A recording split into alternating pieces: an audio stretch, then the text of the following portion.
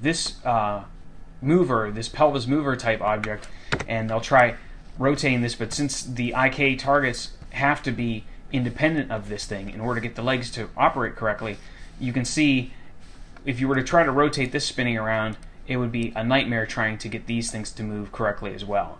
So let's go ahead and select that and hit delete. I'm going to select current item descendants because I want to get rid of all those keyframes that I accidentally made there. Alright, so now what you can do is,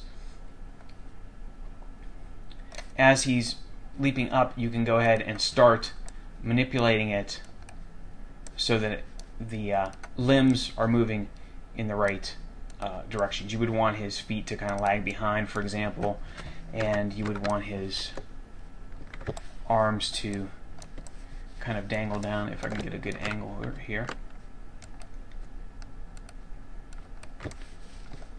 Alright. Arms go down. Now again, I'm not really paying attention to any kind of physics or any kind of physiology or anything.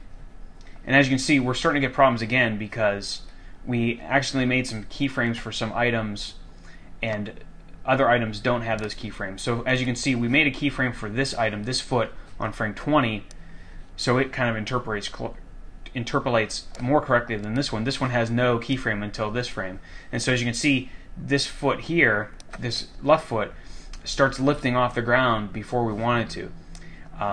And actually this other foot too, it should stay in place. So let's go ahead and go over here so we can see both of these. I'm going to go to frame 0 and hit enter. And another thing we can do here is we can copy a keyframe from one frame to another. And since this is set to linear, it's going to be a flat curve. I'm going to copy that keyframe from frame 0 to frame 20. And I'm going to copy this as well to frame 20. Now let's watch that again and pay attention to how the feet move. Aha, so now they stay in place the way we wanted them to. And what we could do is, you would probably want your pelvis to start to move. You would want these items to kind of move independently of each other. Let's see here. I need his arms to be down at the beginning.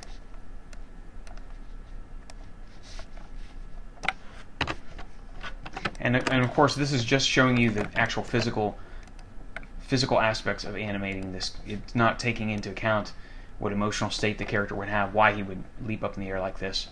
Alright, so then as he's animating, you can go ahead and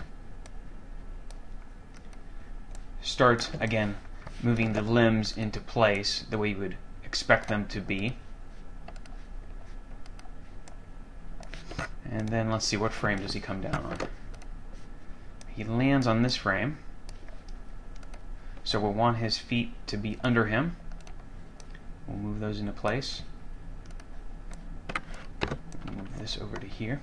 And also pay attention to the curve of these items. You can see here by the leg, these leg objects here, you can watch this curve, and it should be, if you're going to have this thing rotate around, it should be a nice circular curve like that. If you look at this one here, this object here that's already been animated, you can see that it also has a kind of a circular curve to it. And if you start seeing curves that look kind of spiky and have like these spikes on them all over the place, you'll know that your timing or something is not right with it.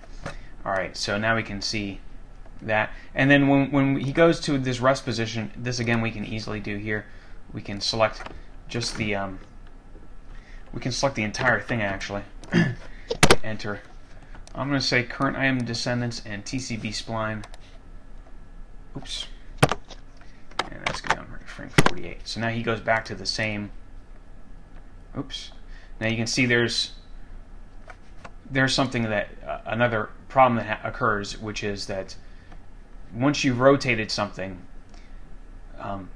let's bring up the graph editor. You'll see here on the rotation, just the way that the rotation keys get made. Once you've rotated something, you really have to pay attention to the way it rotates after that. I'm going to select all those, just the rotation keys, because the position is fine. what I did was I selected the 3 keys by holding down Shift, and then I right dragged, and now I'm going to delete. So now you'll see that the rotation keys go to this point and then they just stay. So let's see what this looks like now. Alright.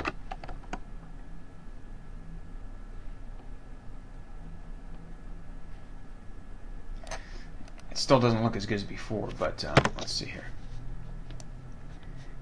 Selected items, and we'll hit this as linear. Frame 48. Alright, it's still not perfect, but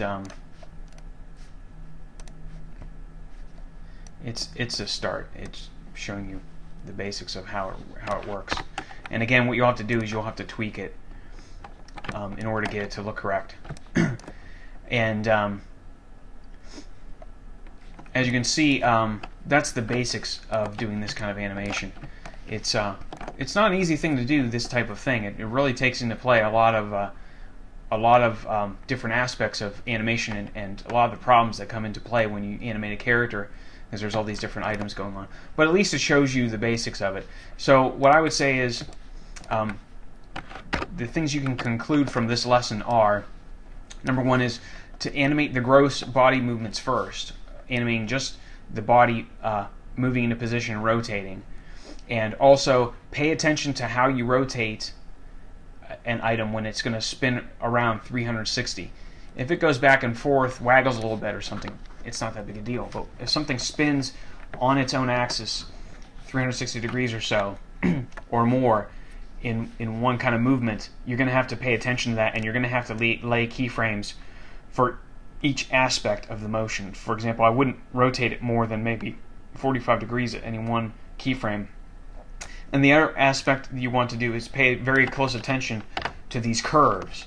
You're going to have to, no matter what you do in animating a character or anything, these curves here will really tell you how things are going.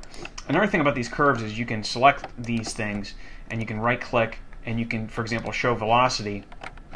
So if you look at the rotation and you think it looks bad, like it's rotating too quickly or too slowly, you'll see this when you right click, you can show the velocity and show the speed, and you'll get a new curve. And now if you start shifting these keyframes around, you'll see the curve change, and the curve should look pretty smooth. If it's spiky, let's go for the position, show the velocity on that.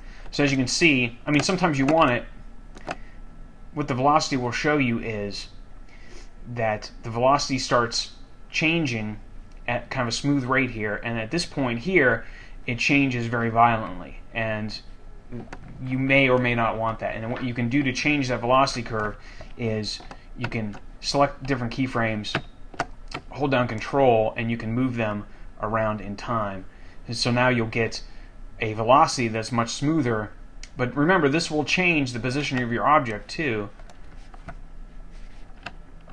So if we do the velocity like that, we've changed the timing and the position of the keyframe. So now when we do that, as you can see, the velocity changed, but he kind of slides into place. We don't really want that, so I'm going to put that back to where it was. Alright, I'll move this keyframe around a little bit. So by changing the shape of that velocity curve, we've changed how he leaps in the air. That was the Y up and down kind of movement there. So now, as you can see, we've really changed the way it looks of how he lands, because he lands much more forcefully now. So that's something to keep in mind as well. There's a lot of aspects to it, the timing and the positioning and stuff like that.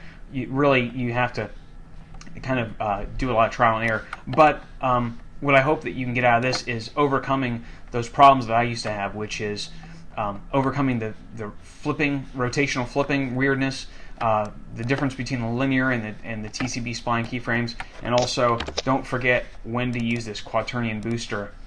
And here, I'll turn it off and you'll see just how buggy. As you can see, and you might like that. I mean, as you can see here, he spins more.